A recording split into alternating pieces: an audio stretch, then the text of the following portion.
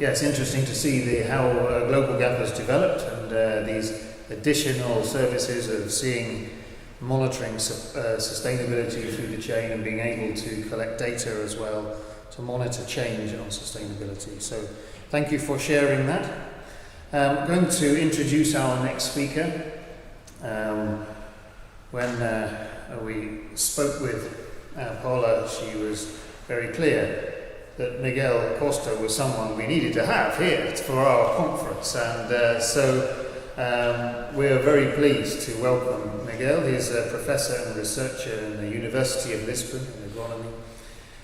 He teaches there on viticulture as well and horticultural production systems, and he's going to share with us something of his knowledge of the industry, ornamental horticulture in Portugal. Please welcome Miguel. Thank you.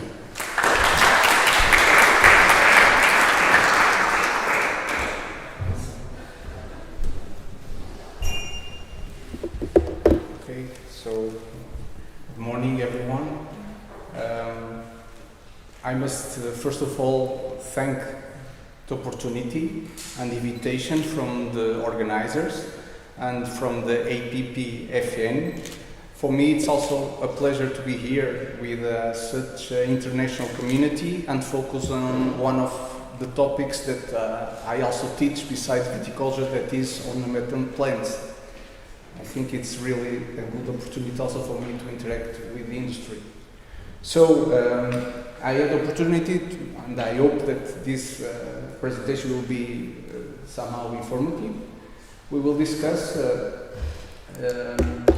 the context, some historical perspective, some basic statistics, some market organization and quality issues, and finalize with some conclusions about the ornamental horticulture in Portugal.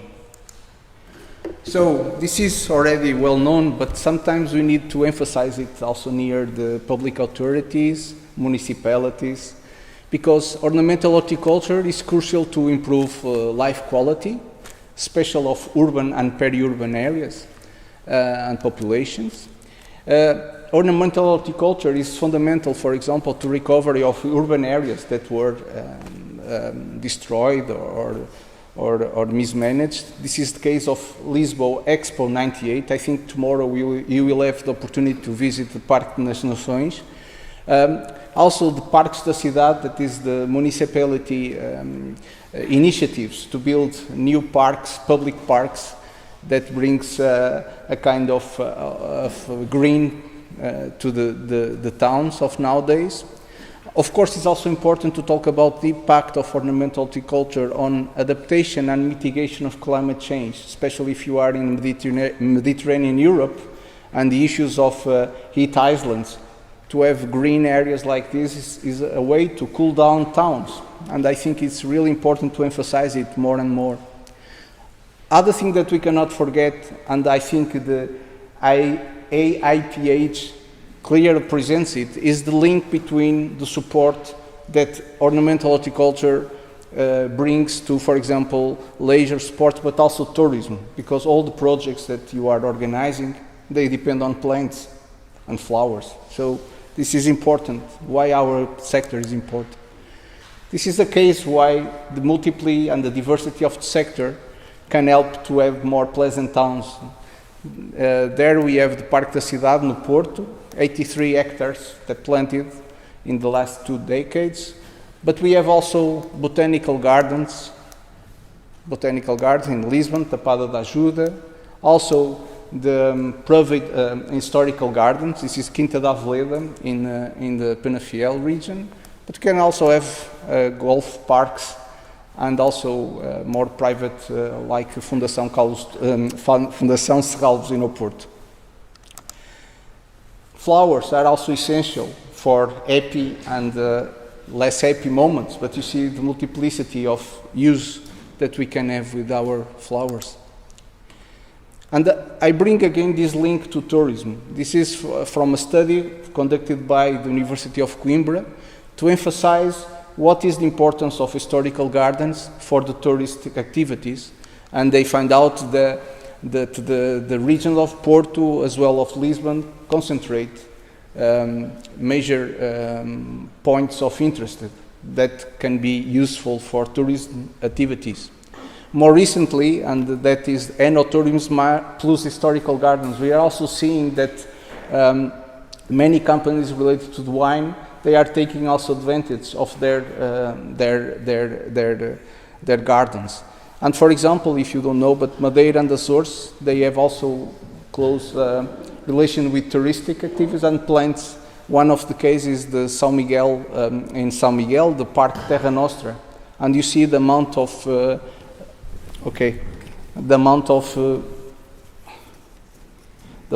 visitors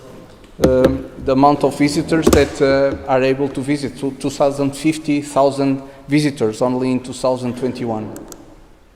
Okay, when we talk about production, we have to know the conditions. Talking about production, talking about quality. So we have a Mediterranean type of climate. According to the classification of Köppen, we have two types. One more in the north, the CSB, that is with cooler temperatures and wet winters and rainy winters, and the CSA with higher temperatures with less precipitation. We have also an average temperature in the inside of 7 degrees in inner lands, but of 18 more near the coastlines. And the total precipitation can vary between 500, more in the south, till 3,000 here in the Jerez Mountains, for example. So you see, we have a small country, but with a quite big variation that should be concerned when we analyze the country. And of course, we talk about sunlight intensity, because this is production, this is photosynthesis. But can also be problems, as you see, I show afterwards. But you see here that there is plenty amount of light comparing our northern colleagues. Nevertheless, we cannot forget that last year we had, in the winter period, where we should have rain, we had almost of the country in a severe or quite dry, severe situation from the south, mostly in south, but also in the north. So this is getting more usual. Another thing that is also very important, especially in our conditions, is the heat waves that are becoming more intensive and more long, and we have also to account that. And you see always that the coastline is where the place are things that are more mild, okay? But nevertheless, it's just to emphasize that there is these limitations. And the prospects regarding the heat waves, for example, for the country, you see the evolution, and we'll have always a tendency to an increase of these events. And again, always the coastline and with the effect of the Atlantic Ocean is always a way to moderate these impacts. Nevertheless, these are issues related to climate change that we have to have in account, and especially if you don't have water. Because if you don't have water, you cannot cool down plants, soil. So this is important, and the precipitation is also decreasing. Okay, so we have seen the climate conditions, so you can now understand why mostly of the fruits and vegetables and also ornamentals are being done along the coastline, and also because they are near the consumer centers, like Lisbon, about 2.7 million, or in Oporto near about 1 million if you consider all the urban area. Okay, talking about location, we also should talk about the history. So in the beginning of the end of the 19th and beginning of 20th century, the northern regions had a marked activity related to the ornamental sector, nurseries, garden plants, expositions, publication. In fact, the Porto region benefit from many of the foreigner people related with, for example, the port wine sector. So there was a big interest in bringing new plants or propagating plants, namely camellias. So you can find many catalogs from the old times, from the beginning of the 20th century, Also this Horticulture newspaper that received the prize in Brussels fair, so you see the importance and relevance, how things were done in that time. One of the icons in horticulture and as a horticulturist and it was Alfredo Moreira da Silva, that was one of the owners of one of the largest nursery that we had in Portugal. He was the ornamental gardener of the royal household. He was also breeder of rose camellia and rose and camellias, and also edit books. So there was really a story in the north of the country related to ornamental horticulture. This is the kind of catalogs. Okay, so in the 70s and the 80s, as the country starts to open, we were also more open also to bigger projects and also foreign investments with new large-scale propagation nurseries, and also the start of developing the cut flower production, namely in Algarve and in Montijo near Lisbon. So in the 90s and 2000s, you saw Ricardo showed you the wooden structures, but we have also a progress in terms of more plastic and metal infrastructures. We also continue having investment for foreign investors with improved climate control and also some improvement with mechanization of sowing in plates for vegetables and ornamentals. That was somehow quite a progress in that time.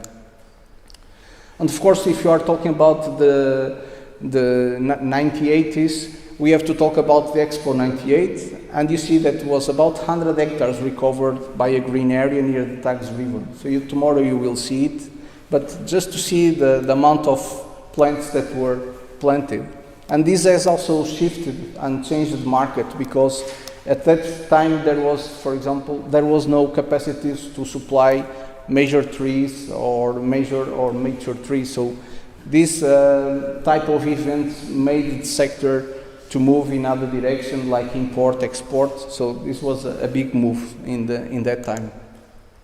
And more so recently, we have some sector looking for more trendy market, biological, medicinal, aromatic plants, green roofs, edible flowers, more professional events, new large-scale players entering the market still for propagation and gardening to complement other activities. More technology being applied to plant propagation and cultivation with improved climate control, and also more certification that is already been referred here. Okay, just to say that we have to consider it open and protected cultivation. So as open field production, we distinguish the South, Alentejo and Algarve, also the center and north with Mediterranean species, and the center and north with diverse conifers, Camellia, Azalea, Azores, the Protea, Madeira with Strelitzia as cut flowers, and Leucodendron as foliage. Under protected cultivation, we are talking about production in the north and center, cut flowers, roses, plant propagation, and in south, Montijo, Odmir and Algarve, cut flowers, and also cut foliage, and also plant propagation. Okay, just to see what are the leading species, the cut flowers, the Protea, the rose, the carnation, and cut foliages, the fern, the Leucodendron, aspargus, so I'm different species. Here a more quantitative, we were talking, my colleague from Global Gap was talking about data, and of course data is essential, and sometimes we have still problems in getting data, but nevertheless this is essential to have an idea about where the production is localized. So the Alentejo area, so here this part, is leading in terms of total, 564 hectares. We have behind the Ribatejo and West, so this area here, and also Entredor e Minho. So you have these three major locations of production. regarding production area of ornamentals. And you see 32% is about 30% that is under protected cultivation. Other issue and limitation that can be pointed is that the sector is fragmented, dominated by small-sized businesses. And the companies, in many cases, they produce a mix of species, varieties, to avoid seasonality and minimize risks. So this is a kind of different from what you see, namely in the Netherlands, where you have growers specialized in few varieties or even one species. So just to have this in mind. Of course, with the foreign investment, we could also find some more specialized and focused on the export market. But we cannot forget that mostly of these times there is already a market for these type of products. So there is a big advantage as comparing to the national production. I think also there is some more access by these bigger companies to logistic solutions that could also make easier the transportation from plants from here to the north. Well, unfortunately, and we have a small and fragmented, but we have also problem with that there are few OPs, organization of producers, but that's something that we have to consider in future, as we are now having possibility of multi-product producers organization. So maybe there will be a trend in that sense. Here is just to see the production value. It's about 553 million euros. So you see the plants and flowers that have been progressing since the 2010. Even with pandemic sector, although with some difficulties, but were able to sustain the production. And here this is a very rough estimation of the production value per hectare. But again, I think, contrary to other countries, I think there are still some more detailed information that would be really necessary to analyze the sector in more detail, because this is only dividing the area or the total value by the area. So, and statistics, I think they need to be improved. Well, here is just to see that although we are small, we are still the 8th largest producer in the Europe. So maybe there is the tendency also still to increase. Of course, the leaders are the Netherlands or Italy, France or German and Spain. But still there is a quite relevant activity in country if you consider Europe. For example, in viticulture, we are the 5th sector. So in plants we are the 8th. So we are in this range of relevance. Concerning the work, that is a major issue nowadays, as referred by my colleague from the Global Gap. So the sector employs about 5,000 people. The flower farms employ on average 5 to 6 people hectare. Women represent about 50% of the workforce. The wages are 45% of flower farms turnover. So this is the cost. Skilled labor is better paid, but it's difficult to find, and I think there is more difficulties, more and more, to find really the green fingers of the sector. I think this is not only in Portugal, also maybe in England or in the Netherlands, there are still more and more problems to find really people focused only in these horticulture activities. And we have also the competition with other sectors like tourism and distribution. So this also makes it difficult to keep people working and focused on the sector. And this is essential. This is also a social component of the activity. So we have to have more education and training in order to increase quality, productivity, and also safety, because educated and trained staff is also a way to avoid accidents in the farms. Well, just to emphasize that the cost, we were talking about costs, and this was the statistics from 2021, that there was a major increase in labor costs in the recent times. So this is a kind of trend that we have to consider. So this is for the agriculture, and the third is, for example, for civil construction. So you see the maybe also because in some cases the wages could be low, but this is a trend and we have to take that in consideration. Okay, regarding consumption per capita, I think, well, this is an estimation. I don't have not me, and I think not also IPPFN. We really would need to have this data more precise, but this is the range of values that I'm talking about for the consumption. Of course, as a country that is not rich, and we are not rich, comparing to other countries, our value is much lower. Nevertheless, I think the trend should be positive. The market is deficitary, as you see, so this is the production, this is the consumption, and we have, of course, we need to import. You see that the imports are pushed by Christmas period, Valentine's Day and Easter, so this period, and the import peaks occurs namely in December.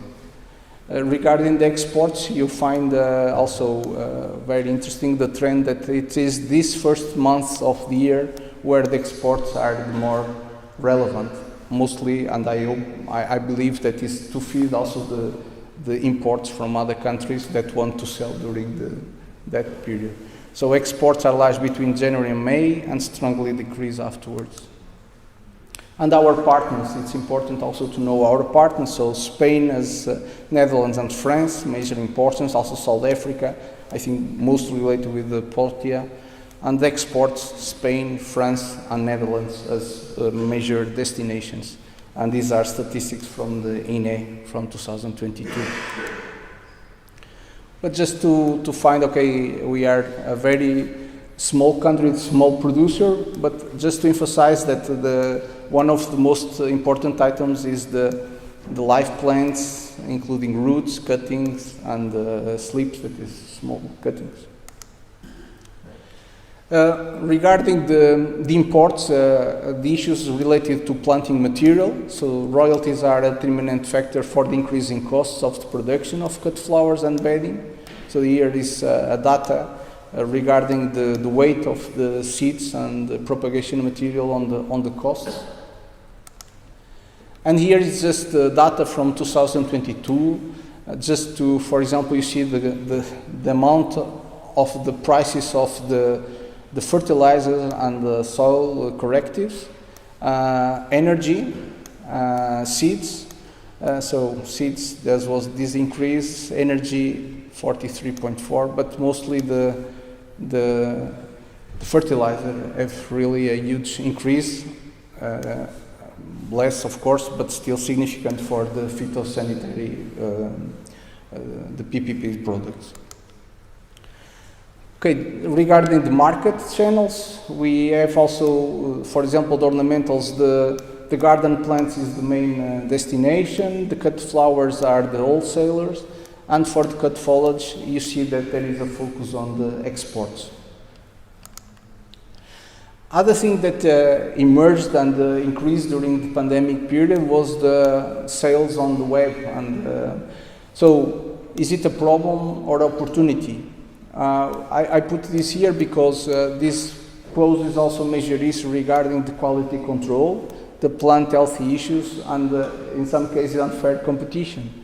But maybe we should be also attentive to this type of new way of selling products. Okay, also the issue of quality and certification is important. So namely for the adoption of more sustainable agriculture practices, reduction of chemicals, reduction of fertilizers, energy and water reduction, improve internal organization to increase efficiency, and good practices for works. And I just have this information. I was not able to collect more information, unfortunately, from the global gap, but there are companies already being certified, and I know also for global gap there are companies selling turf grass that they are certified with the global gap. Okay, so a very important thing is exhibitions and the contests, because they are important to communicate with consumers, different types of consumers, and already since the 19th century that we had already different exhibitions in Porto mainly and Lisbon.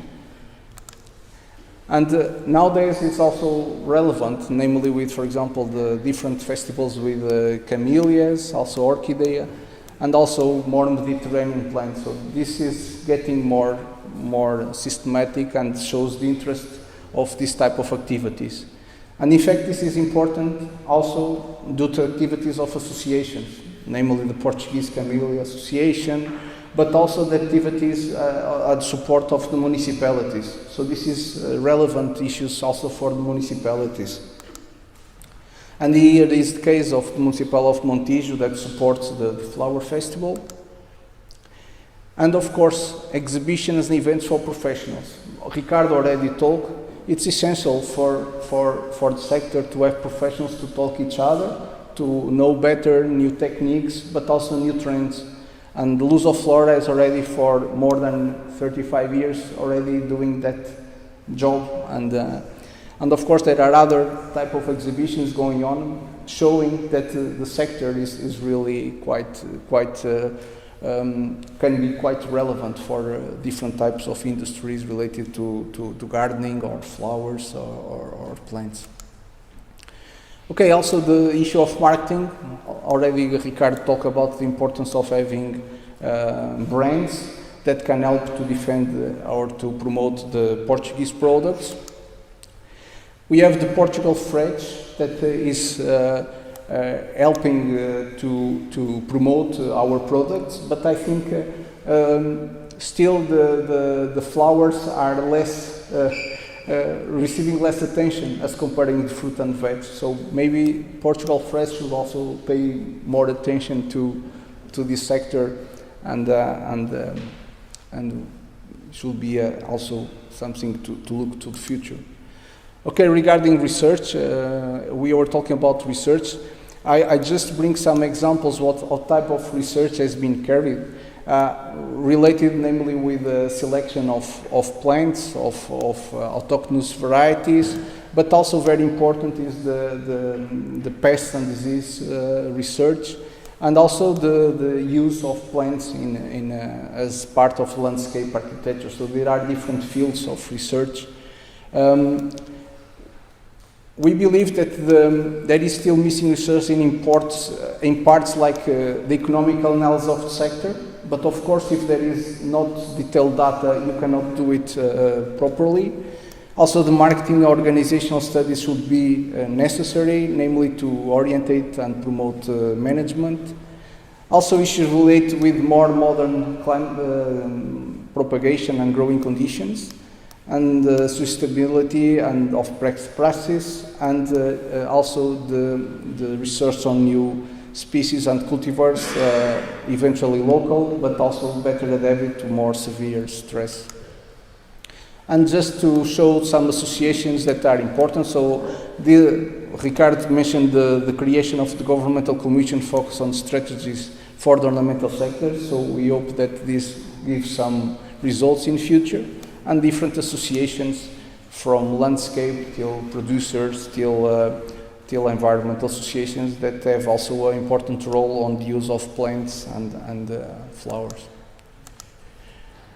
Well, some publications of the sector, I miss here some international publication, of course, I'm just focused on the national ones. But the sector is small and there are few that are specialized. The only one that is specialized is Jardins, that is for a more wide public. There are also some technical publications being published on the sector, but reduced. And more we have opportunity to go to the web and get also good information from valuable and robust resources. But this is just to show you some examples of publications. Okay, so to finalize, if we have to consider that the market is very competitive and we have very big competitors like Spain, the Netherlands, Italy and France, we have scarcer water resource and more extreme climate conditions. We have more strict crop protection legislation imposed by the Green Deal. We have increased awareness of consumers for quality and sustainable issues, but many times not willing to pay much more. We have also rising labors costs and lack of green fingers, so for gardening, for the greenhouse cultivation, and we have rising price of energy. So these are some of the things that can be promoted in the future. For example, regarding this part of the increasing productivity and quality by the improved training and to get a more stable group of professionals. Training and education should be promoted, and I think the government and companies should also have some interaction in the way that we can have some benefits, namely in taxation regarding the education of the farmers.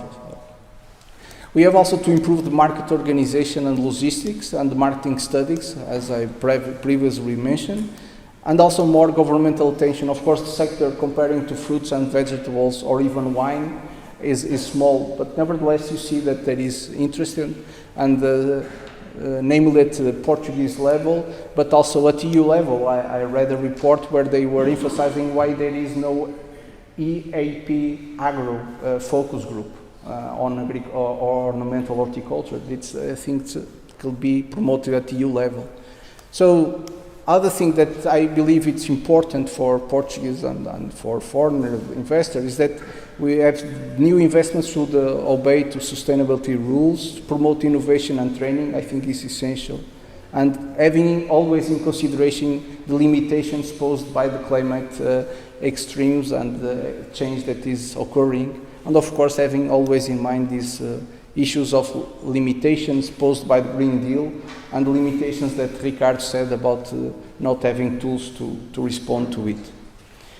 Okay, so just to finalize and to show that this issue of plants is not from the revolution period, it's much before. So this is a flyer from Carlos de Ruda Furtado, that was World Health Officer in Lisbon in 1943, where he said, "Let there be flowers and plants in cities." So there was already this idea of defending plants and flowers in cities already before the 1974. And okay, so thank you very much for your attention.